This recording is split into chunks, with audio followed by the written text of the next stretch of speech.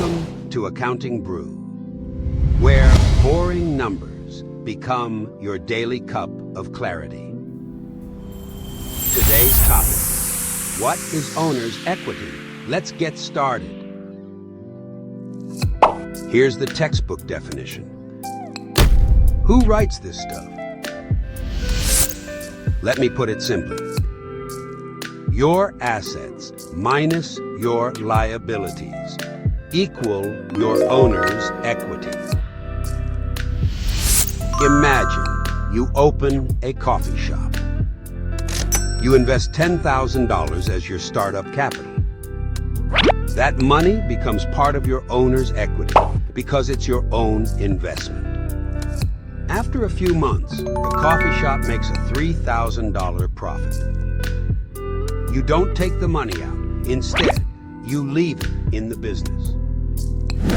This amount also counts as owner's equity, called retained earnings. The more your shop earns and keeps, the bigger your owner's equity grows. It's the part of the coffee shop that belongs to you.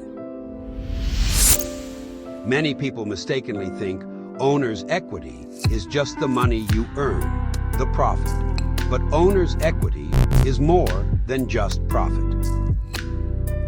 When you open a coffee shop, the money you initially invest is your owner's equity. After the coffee shop makes money, if you leave the profit in the business, that also increases your owner's equity. So, owner's equity is the money you put in plus the profit you keep in the business. Together, they represent the true value that belongs to you. Don't just focus on profit. Owner's equity represents all the net value you own in the coffee shop. Owner's equity is like the story that slowly builds up in a diary, recording the money you invested and every bit of profit left in the coffee shop.